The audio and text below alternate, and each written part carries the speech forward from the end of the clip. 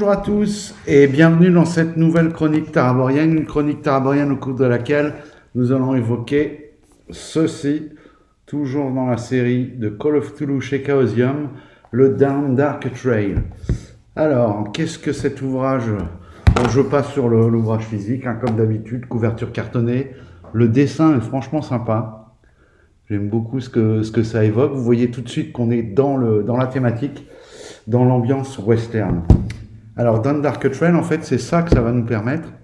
Ça va permettre de mettre en scène des histoires du mythe, mais cette fois-ci, on ne va pas changer d'époque comme dans Dark Ages. Enfin, on va changer d'époque, et on va se retrouver aussi un petit peu à l'ouest.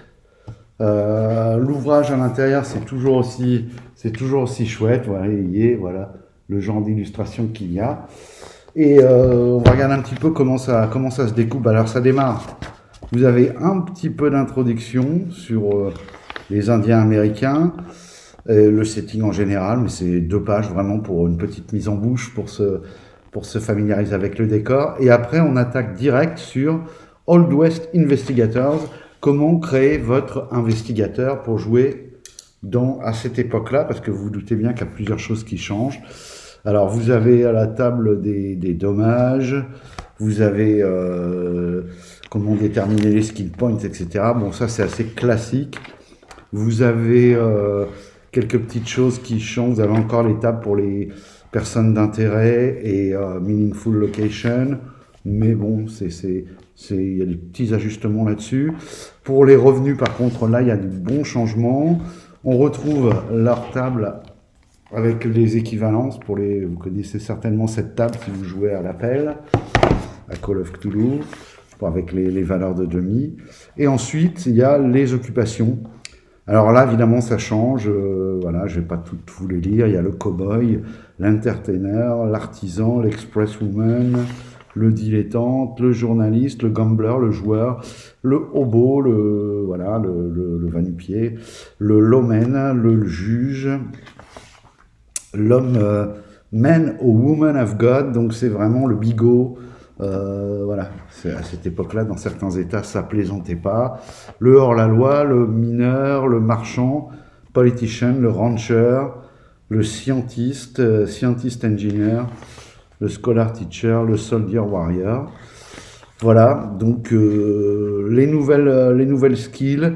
Alors parmi les nouvelles skills, parmi les compétences les plus marquantes, les compétences de jeu. On pense tous bien sûr à des fameuses scènes de casino, de tripot, le langage indien, l'utilisation des cordes, que ce soit pour attraper des gens au lasso ou pour faire des nœuds, maîtriser les nœuds, etc.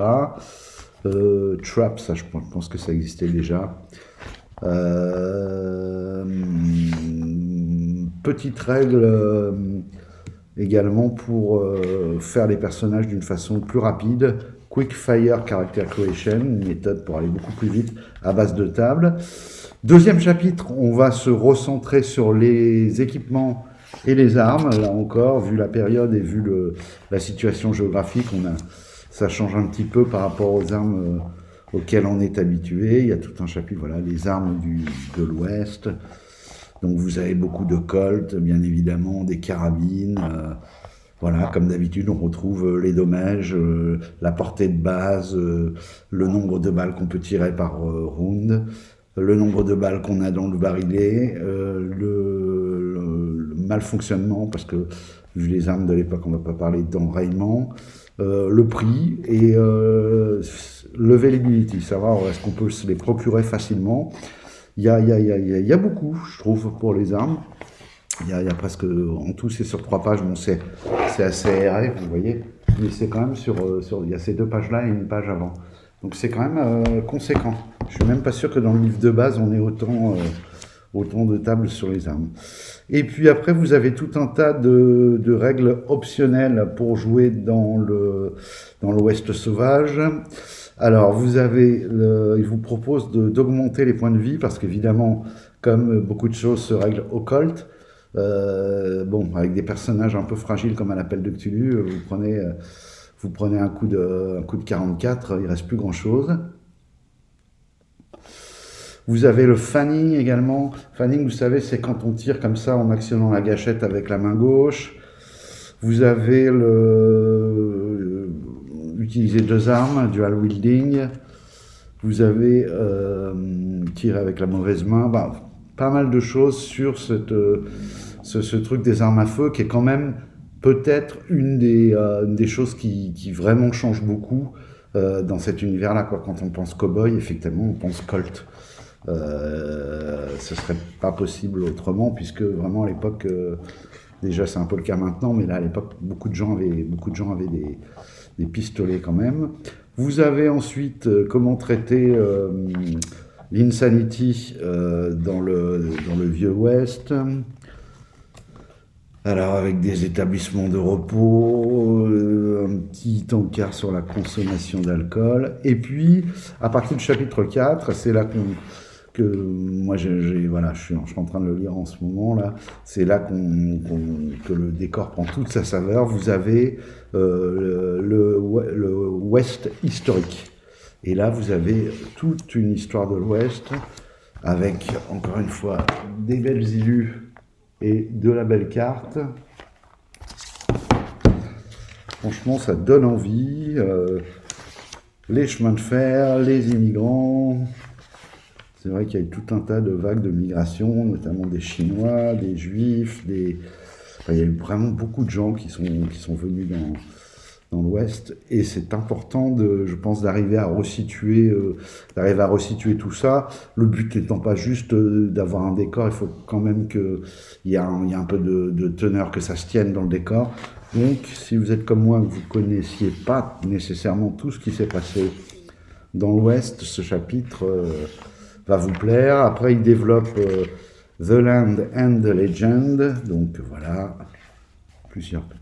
Kansas, l'Iowa, le Mississippi River, le Montana, le Wyoming, le New Orleans, Nouveau-Mexique, Santa Fe, le Texas, bien sûr, Washington, l'état de l'Utah dans le Nevada. Il s'ensuit un chapitre sur les Indiens d'Amérique. Évidemment, que serait le western sans les Indiens? Alors là, on vous décrit un petit peu toutes les tribus, les Navajos, les Zuni, les Yuma, la plaine des Indiens, les Comanches.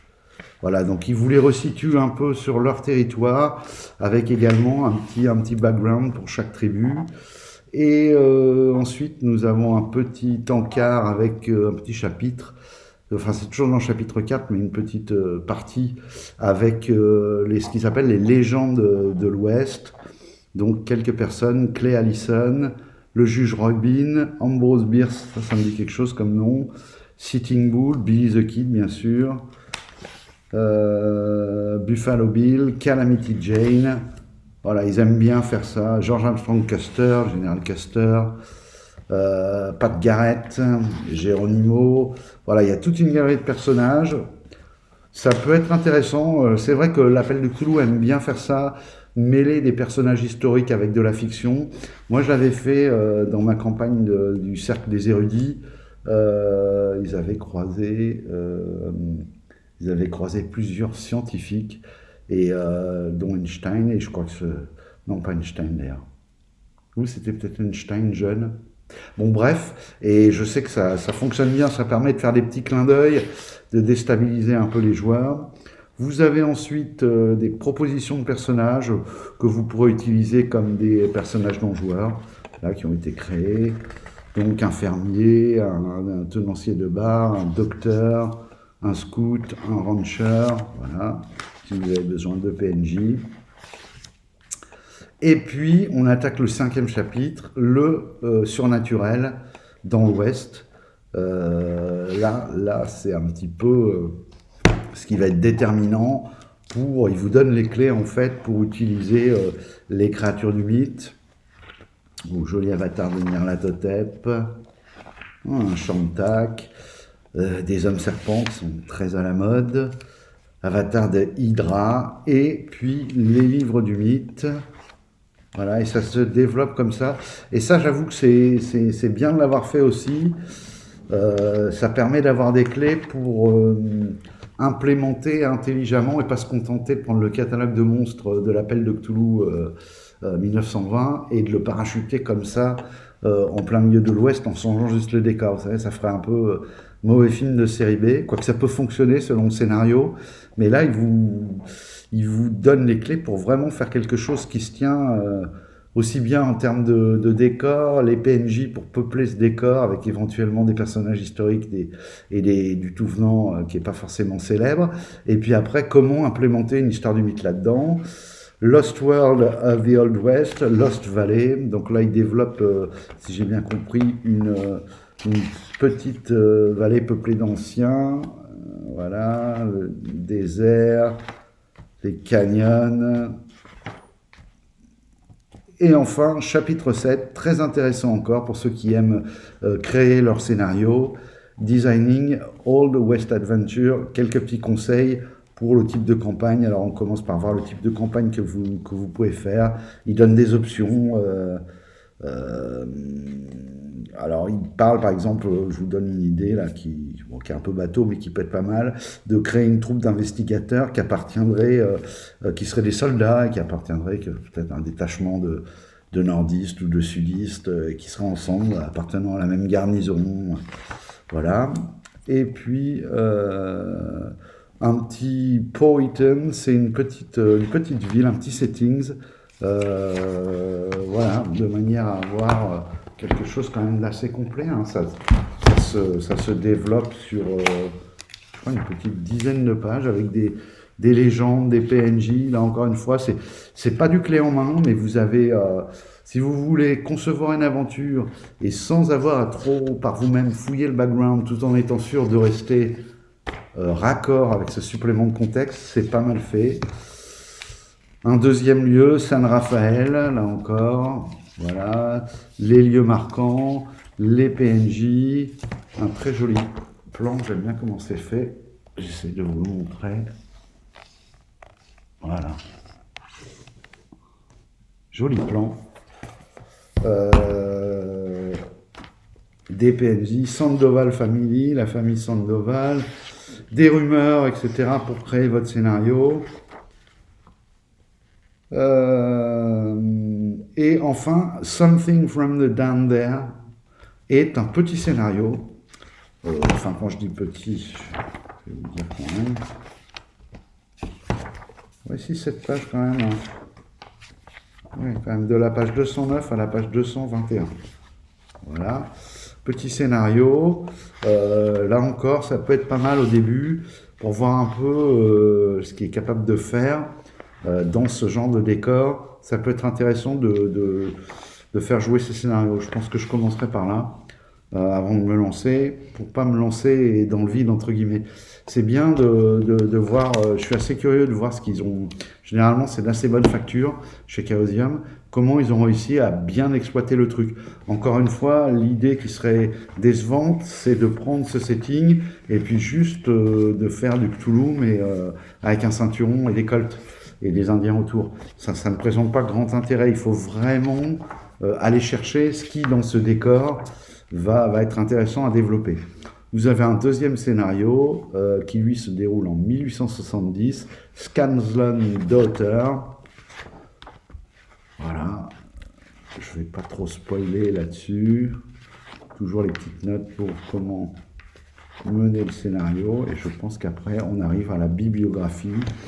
Alors, intéressant, la bibliographie. Si vous voulez aller plus loin pour vous familiariser avec ce décor, bibliographie qui peut être intéressante. Je reparlerai, il y a un autre jeu que j'ai acheté, son nom m'échappe, qui est un jeu de western aussi, et un petit peu basé sur les règles de l'appel. Vous avez après les feuilles de personnages, voilà, très classique, bon, avec le petit côté Dundalk Trail qui donne petite touche western, c'est toujours sympa d'avoir les feuilles en adéquation avec le décor. Donc voilà, Dundalk Trail, c'est pas excessif, ouais, 44 $. Voilà, une petite cinquantaine d'euros. C'est un beau bouquin, comme tous les livres de cette collection. Et surtout, ça permet de renouveler pour tous ceux qui voudraient changer de décor et amener leurs investigateurs ailleurs, sortir du fameux 1920. Voilà, bon, c'est toujours à double tranchant avec Cthulhu parce que le 1920, c'est vrai qu'on a envie d'en sortir par moment, et en même temps, moi, j'y reviens toujours parce que je trouve que c'est vraiment ce qui colle avec le jeu, quoi. C'est la période contemporaine de Lovecraft, et du coup, il y a une facilité, et il y a surtout, ça me paraît plus facile d'exploiter le mythe et le jeu dans ce contexte-là. Tout le contemporain, j'ai un peu du mal. C'est assez difficile, notamment parce que tout ce qui est enquête, dès qu'on commence à avoir de l'internet et des téléphones portables, ça change beaucoup de choses et il faut le prévoir avant son scénario. Et puis on sort un peu du truc, c'est différent. À la limite en contemporain, je crois que je préfère le monde des ténèbres, vous voyez, parce que c'est pas justement attaché à cette chose-là. En tout cas, Don't Dark Trail, pour tous ceux qui aiment le western et qui aiment l'appel de Cthulhu, allez-y, jetez-vous dessus. Je pense que c'est vraiment un très très bon ouvrage qui amène quelque chose à la gamme. Ça fait partie. Il y a des ouvrages dans la gamme de Chaosium, qui est moi une gamme que j'adore. Il y a des ouvrages qui sont en fait du fond de roulement, du complément d'information, toujours à développer sur le même trait, les années 20, etc. Et puis il y a quelques ouvrages comme Dark Ages ou celui-ci qui vraiment se propose, en restant sur le même corpus de règles avec quelques petits ajustements, de quand même proposer quelque chose de radicalement différent. Je pense que si vous faites jouer avec Dan Dark Trail, vos joueurs n'auront pas du tout le même souvenir qu'une partie de Cthulhu 1920. Voilà, sur ce, j'espère que cette vidéo vous a plu. Je vous dis à très bientôt pour une prochaine vidéo. Au revoir.